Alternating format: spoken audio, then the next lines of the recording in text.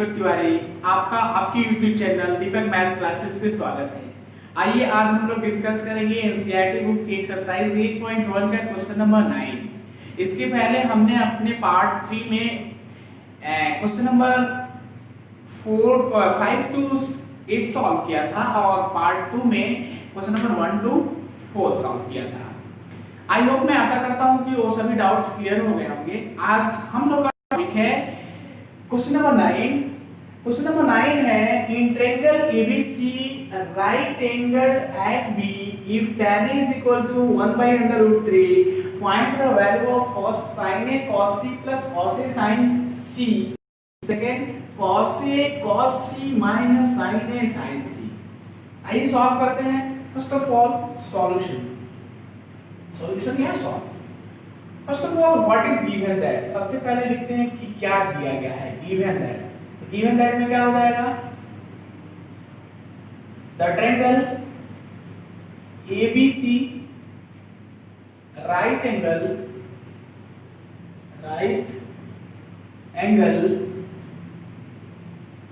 Eight B, angle B पे क्या है, राइट एंगल है, and tan theta is equal to means tan A is equal to 1/√3।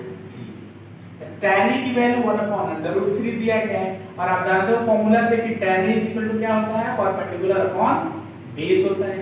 यहां से परपेंडिकुलर की वैल्यू 1 है और बेस की वैल्यू √3 है।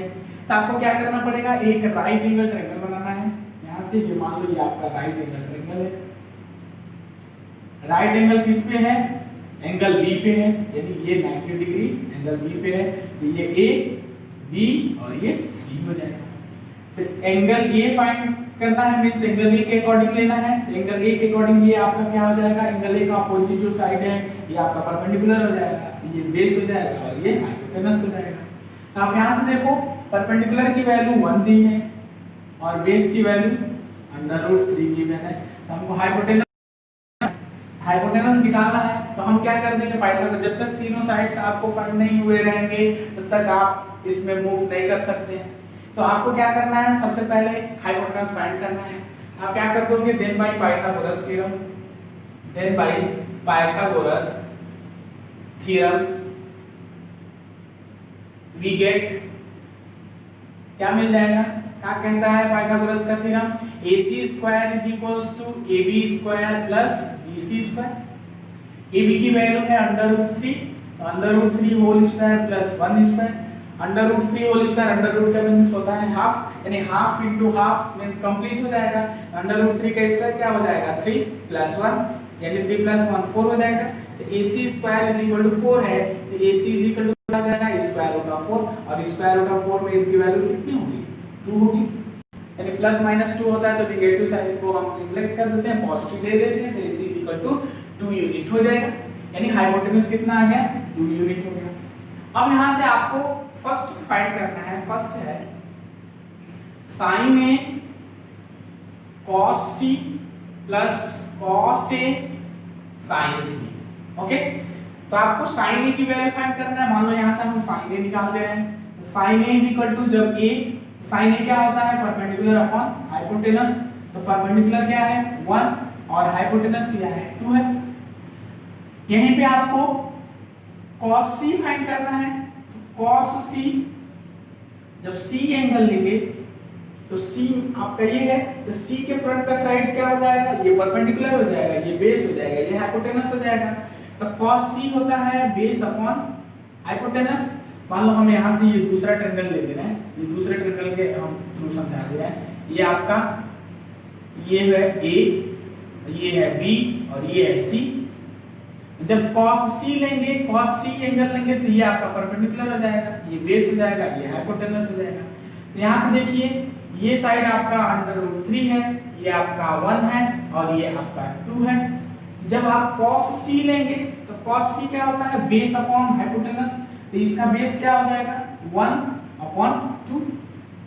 सेकंड आपका नेक्स्ट क्या फाइंड करना है, नेक्स्ट आपको निकालना है cos A। cos A क्या हो जाएगा, cos A हमारा बेस अपॉन हाइपोटेनस ही होगा, लेकिन cos A लेना है तो cos A एंगल ये हो जाएगा। तो cos A बेस क्या इसका हो जाएगा, √3 अपॉन हाइपोटेनस 2 हो जाएगा। और नेक्स्ट कह रहा है साइन सी लेना है, यानी साइन सी फाइंड करना है। तो साइन सी क्या हो जाएगा आपका, sine C is equal to, जब सी एंगल लेंगे तो ये परपेंडिकुलर हो जाएगा, ये बेस हो जाएगा, ये हाइपोटेनस। तो sine C is equal to होता है परपेंडिकुलर अपॉन हाइपोटेनस, तो परपेंडिकुलर अंडर रूट 3, हाइपोटेनस आपका 2 है। तो यहाँ से ये ट्रिग्नोमेट्रिकल रेशियोज के मान फाइंड हो जाते हैं। अब आपको इसमें लाके पुट कर देने हैं। साइन ए की value 1/2 into cos c 1/2 plus cos a की value root 3/2 into sin c की वैल्यू √3/2 है।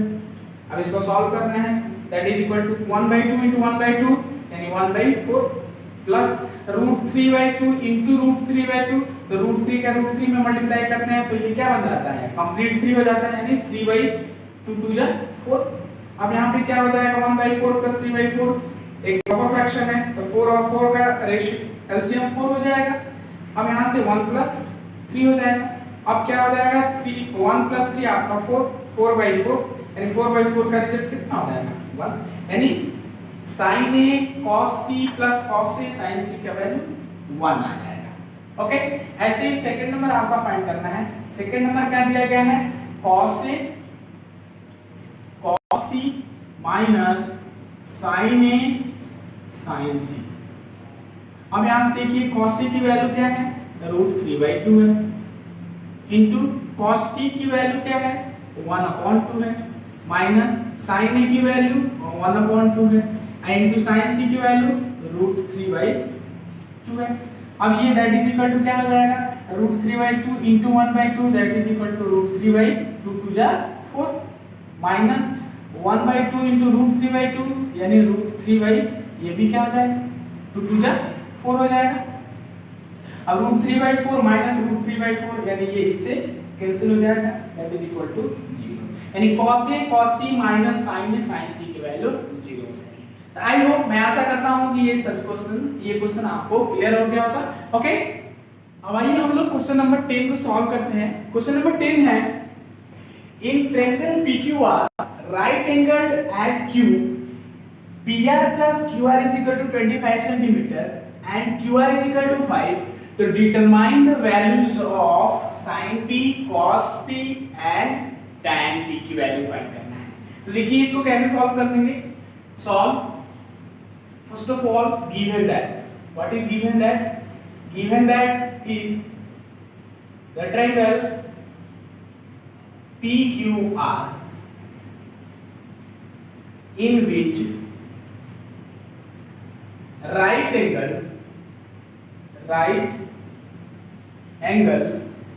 at Q पे क्या है, ये राइट एंगल है PQR में, और यहां से देखो PR plus QR is equal to 25 centimetre दिया है और PQ की वैल्यू गिवन है 5 सेंटीमीटर, ये भी आपका सेंटीमीटर है 5 centimetre.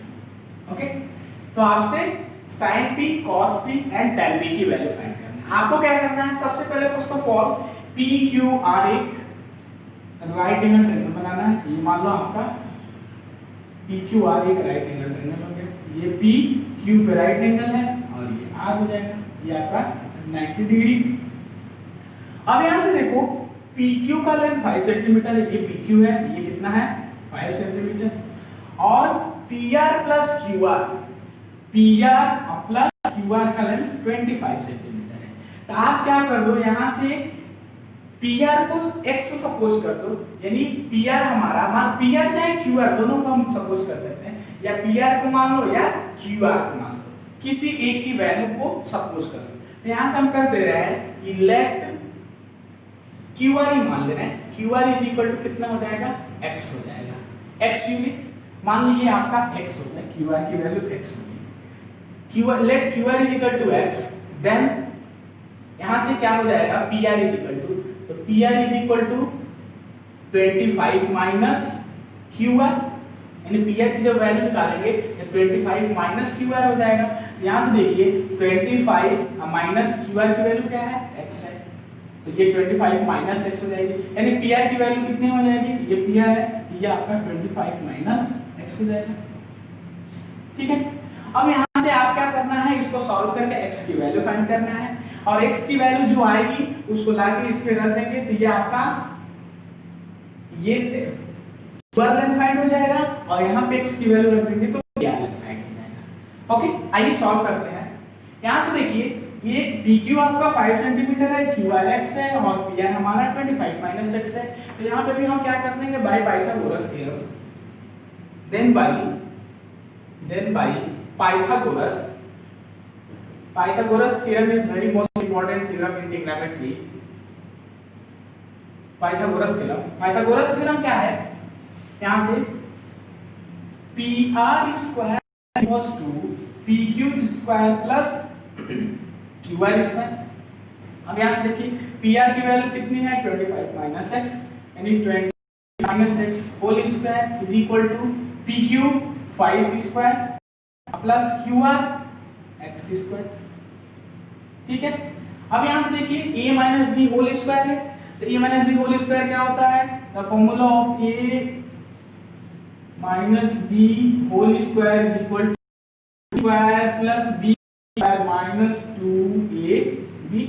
The formula of a minus b whole square is equal to a square plus b square minus 2ab. इस आइडेंटिटी का यूज करेंगे यहाँ पे, ये क्या हो जाएगा 25 square plus x square minus 2 into 25 into x is equal to 5 square 25 plus x square. Okay, अब यहाँ से देखो 25 का होल स्क्वायर कितना होता है 625 प्लस x स्क्वायर माइनस 25 टू जा 50x is equal to 25 plus x square. अब यहाँ से देखिए तो x स्क्वायर से x स्क्वायर कैंसिल हो जाएगा। ओके, अब क्या करते हैं 50x को आपको राइट साइड में देते हैं और 25 को LHS साइड देते जाते हैं, तो ये कितना हो जाएगा, this implies that 625 minus 25 is equal to, ये इधर चला जाएगा कितना हो जाएगा 50x। अब यहाँ से देखो 625 में से 25 निकल जाएगा तो 600 हो जाएगा इज इक्वल टू 50x। अब यहाँ से x की वैल्यू फाइंड करोगे तो 600 बाई 50, और यहाँ से ये 0 से 0 कैंसिल हो जाएगा और 5 से ये 60 कैंसिल हो जाएगा, तो ये हो जाएगा आपका 12 यूनिट मीन 12 सेंटीमीटर, यानी x की वैल्यू हमारी 12 सेंटीमीटर हो गई। तो यहाँ से देखिए ये QR आपका x है, तो ये कितना हो जाएगा साइड 12 सेंटीमीटर, और यहाँ पे रख दोगे PR लेंथ में तो 25 माइनस 12, तो 25 माइनस 12 कितना हो जाएगा 13 सेंटीमीटर। ठीक है, अब आपको क्या करना है, साइन C की वैल्यू फाइंड करना है। यहाँ से आप देखो साइन P की वैल्यू फाइंड करना है, तो sine P is equal to क्या होता है, साइन थीटा, मतलब ये P है, तो sine P is equal to होता है परपेंडिकुलर अपॉन हाइपोटेनस। तो परपेंडिकुलर इसका क्या होता है, opposite side perpendicular means 12 upon hypotenuse 13 हो जाएगा। नेक्स्ट फाइंड करना है cos P, तो cos P is equal to क्या होता है, बेस अपॉन हाइपोटेनस। यहाँ पे देखो बेस कितना है 5 है अपॉन हाइपोटेनस 13, और नेक्स्ट बोल रहा है tan P फाइंड करना है, तो tan P is equal to क्या होता है परपेंडिकुलर बेस, तो परपेंडिकुलर यहाँ पे क्या होगा अपॉन बेस आपका 5 हो जाएगा। तो इस तरह से इस क्वेश्चन कर देंगे किए हैं। आई होप, मैं आशा करता हूँ कि ये क्वेश्चन आपको अच्छे से क्लियर हो गया होगा। यदि अभी तक ये आपको अच्छा लगा तो इसे एक लाइक और सब्सक्राइब शेयर जरूर करिए। ओके, अब आइए हम लोग क्वेश्चन नंबर 11 को सॉल्व करते हैं। क्वेश्चन नंबर 11 है state whether the following true और फॉल्स, जस्टिफाई योर आंसर।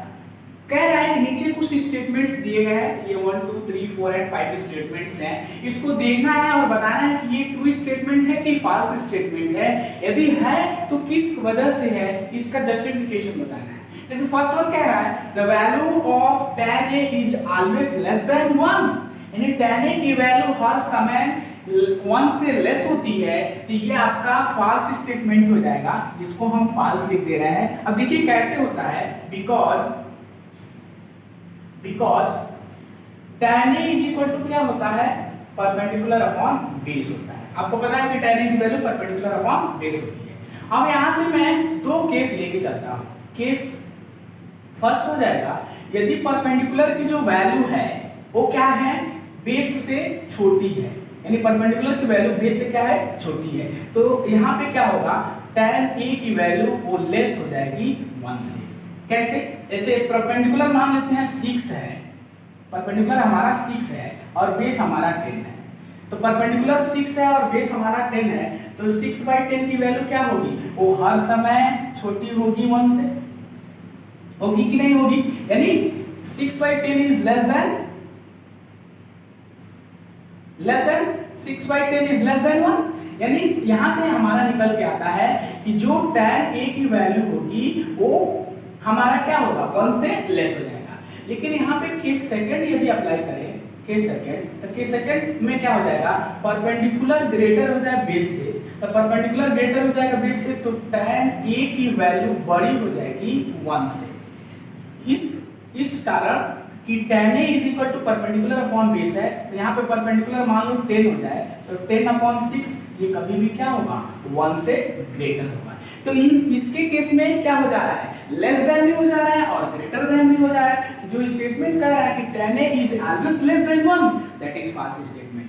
हो भी सकता है, नहीं भी हो सकता है, अब डिपेंड करता है कि परपेंडिकुलर लेस होगा बेस से तो हमारी tan a की वैल्यू 1 से लेस हो जाएगी, यदि परपेंडिकुलर ग्रेटर हो जाएगा बेस से तो tan a की वैल्यू बड़ी हो जाएगी बेस से। ओके, सेकंड नंबर कह रहा है कि sec a is equal to 12/5 for some values of angle a, यानी sec a की वैल्यू 12/5 कुछ एंगल के लिए हो सकता है। तो आप देखो यहाँ से राइट एंगल ट्रायंगल हम ले रहे हैं, ये आपका एक राइट एंगल ट्रायंगल है, ये राइट एंगल ट्रायंगल है, ये मान लीजिए a है, ये b है, ये c है, अब ये 90 डिग्री पे राइट एंगल है। तो sec थीटा की वैल्यू क्या होती है, because sec a means sec a is equal to क्या होता है, hypotenuse upon base, hypotenuse upon base होता है। अब यहां से देखो हाइपोटेनस की वैल्यू क्या है, 12 है और ये बेस आपका 5 है, तो हाइपोटेनस यहां पे क्या है, लॉन्गेस्ट है। तो आपको पता है कि राइट एंगल ट्रायंगल में hypotenuse is the longest side, तो बिकॉज ये कभी ना कभी sec a की वैल्यू 12/5 आ सकती है, इसलिए जो स्टेटमेंट है ये हमारा ट्रू स्टेटमेंट हो जाएगा। क्लियर? यानी ये बिल्कुल पॉसिबल है कि हाइपोटेनस लॉन्गेस्ट है तो कभी न कभी sec a की वैल्यू 12/5 होगी ही होगी, इसलिए ये हमारा राइट स्टेटमेंट हो जाएगा। थर्ड कह रहा है कि cos a is the एब्रेविएशन used for the quotient of angle a, यानी cos a की एब्रेविएशन कोशिएंट ऑफ एंगल a होती है, नहीं होती है, ये हमारी फॉल्स स्टेटमेंट हो जाएगी, बिकॉज जो कोसेंट होता है वो हमारा कोसेक a होता है, कोसेक a इज द एब्रेविएशन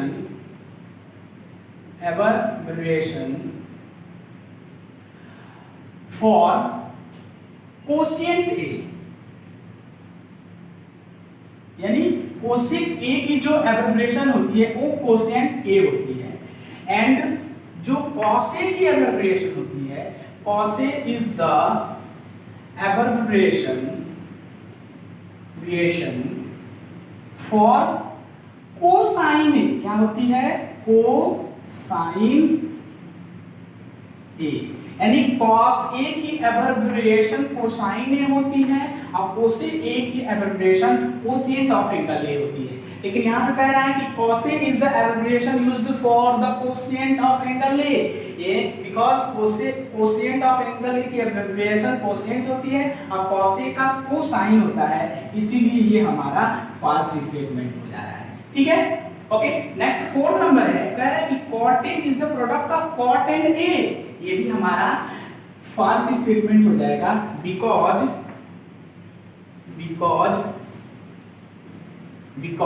जो cot a होती है इट इज cotangent, क्या होती है ये,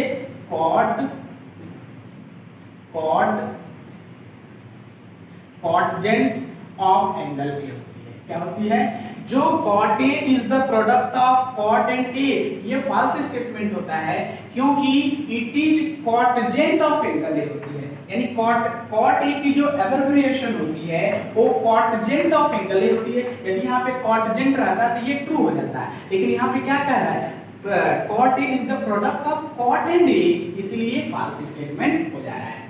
और फिफ्थ नंबर है, कह रहा है कि sin theta is equal to 4/3 for some values of angle theta, ये भी हमारा फॉल्स स्टेटमेंट हो जाएगा। कैसे फॉल्स होगा आप जानते हो, बिकॉज साइन जो थीटा होती है वो हमारा होता है परपेंडिकुलर अपॉन हाइपोटेनस। अब यहाँ पे परपेंडिकुलर आपका 4 है और हाइपोटेनस 3 है, तो आप जानते हो कि राइट एंगल ट्रायंगल में hypotenuse is the longest side, but यहाँ पे आपका हाइपोटेनस 3 है, वो क्या हो जा रहा है, जो परपेंडिकुलर और बेस होता है उससे छोटा हो जा रहा है, इसलिए ये इट इज नॉट पॉसिबल, ये क्या हो जा रहा है, दिस इज नॉट पॉसिबल